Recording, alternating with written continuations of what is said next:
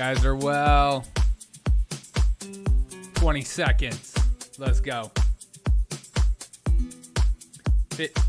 15. 10. 9. 8.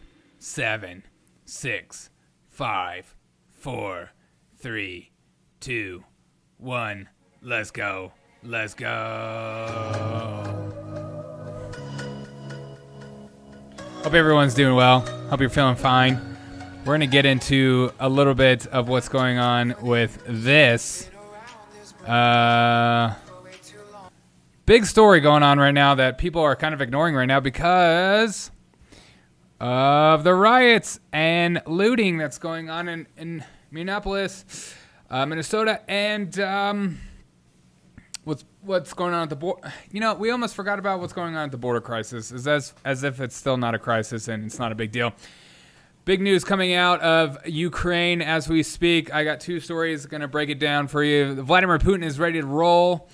Secret Ukrainian government report says that Russia will deploy, this is Daily Mail, will deploy another 30,000 troops and will amass more than 7,000 tanks.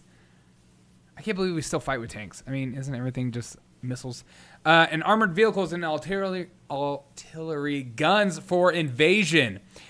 This is a huge story. This could be this is one of those things. Like, it could be one of the biggest things in the world, or just turn out to be nothing, and just countries that are big countries flexing their muscles saying, you're going to submit to me because I am the powerhouse, not you. Ukrainian government estimates Kremlin deployed 30,000 soldiers. That is a ton of soldiers. Ukraine fears that 100,000 Russian troops will be in the place of its borders, ready to invade by the end of the freaking month. 2020 Part 2 confirmed. Yes, exactly. Yes.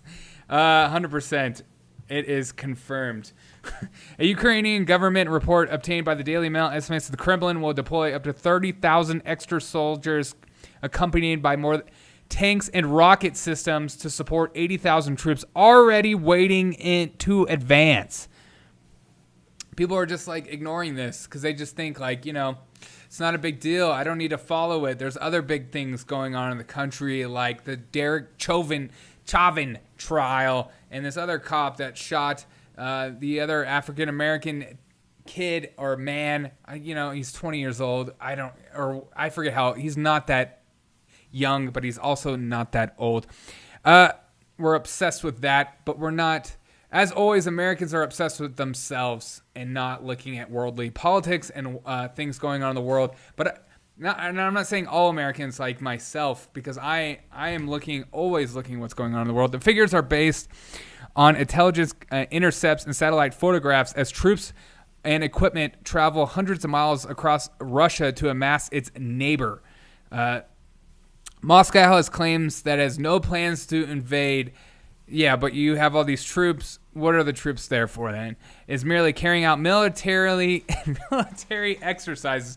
Could you imagine if America amassed 80,000 troops at the border of Mexico and we just pretended like we weren't going to invade or get rid of the Mexican cartels and we were just doing little exercises at the border? Sure.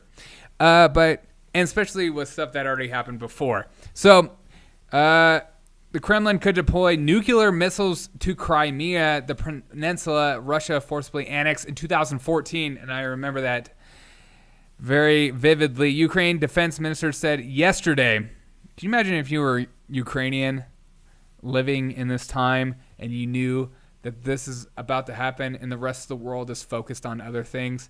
I mean, this is obviously a perfect time if Russia is going to attack, that everyone is so focused on the pandemic, COVID-19, vaccinations, the Johnson & Johnson rollout. Are we getting vaccinated? We're not getting vaccinated. Should we open up? Should we not open up? Should people go back to playing soccer with people in the stands? Like, we're focused on other things, not this.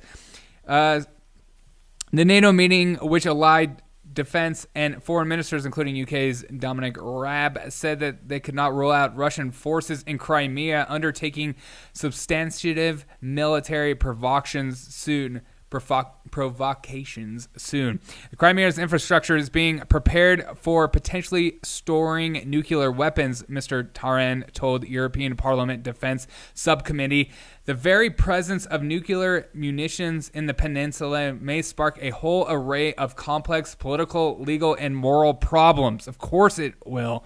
But Vladimir Putin was hiding nothing yesterday with a live firing drill in the Black Sea. Exactly. Live firing drills, amassing troops. Let's stop pretending like this is nothing. But Vladimir Putin was hiding nothing yesterday in the live firing drill, just days before the two destroyers were expected to sail into the same waters. Russian state media, state TV, showed two missile ships, the Graviolian and Vyshkalt Vakalshkik.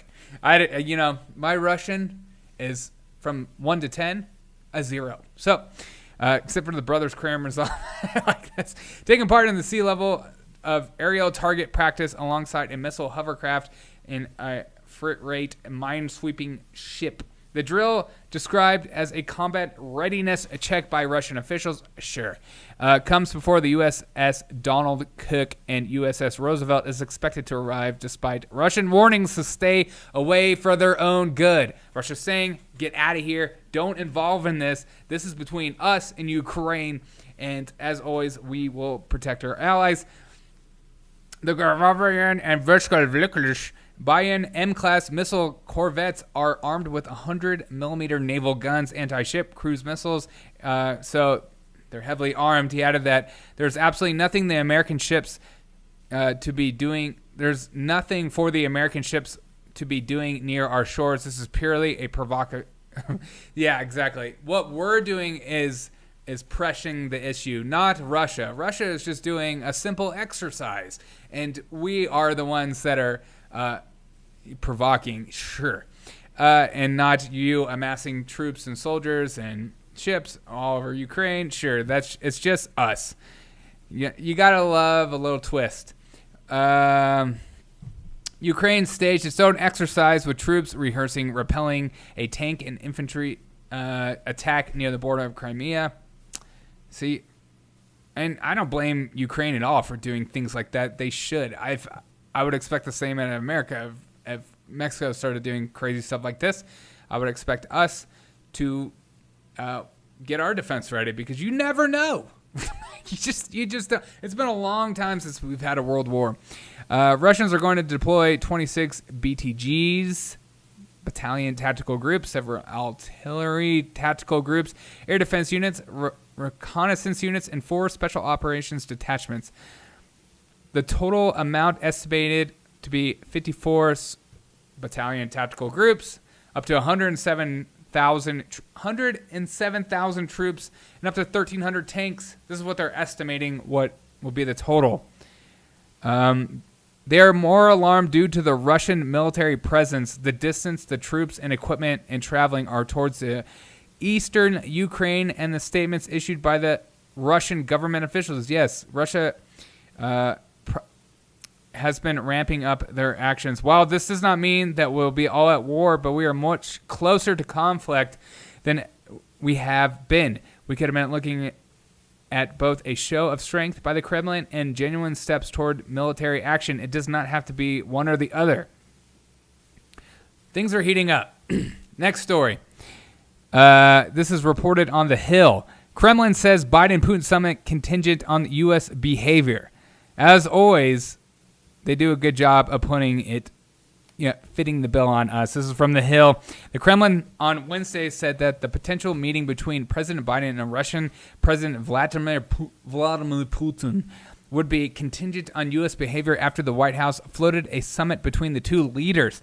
Kremlin spokesperson Dmitry Peskov told reporters Wednesday it was premature to discuss any logistics of a potential meeting, maintaining no specifics.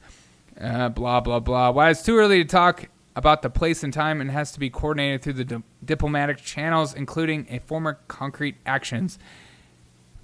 So we're trying to talk, because remember when Putin asked Biden to come hang out and talk, and Biden was just like, no, I'm too busy with other things.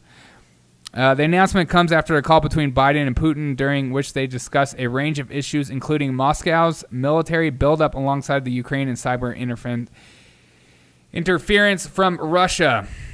I think we need to stop that narrative, but whatever.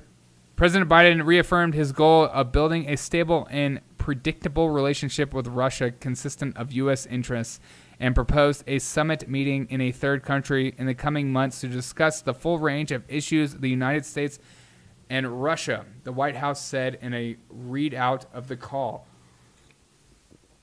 Putin has obviously defended Russia's military ramp-up near Ukraine as a military drill in response to what Moscow says it is threatening posture from NATO, though the officials worry it may be pretext for another offensive after Russia annexed Crimea in 2014. Of course. If they did it in 2014, what's stopping them from continuing? The United States is increasingly concerned that the recent escalation of Russian aggression in eastern Ukraine, including Russian troop movements at the Ukraine's border. White House Press Secretary Jen Psaki told reporters last week Russia now has more troops on the border with Ukraine than any time since 2014. Again, why would you not assume that they're going to try something? I mean, does this make no sense? They have more troops than they did before.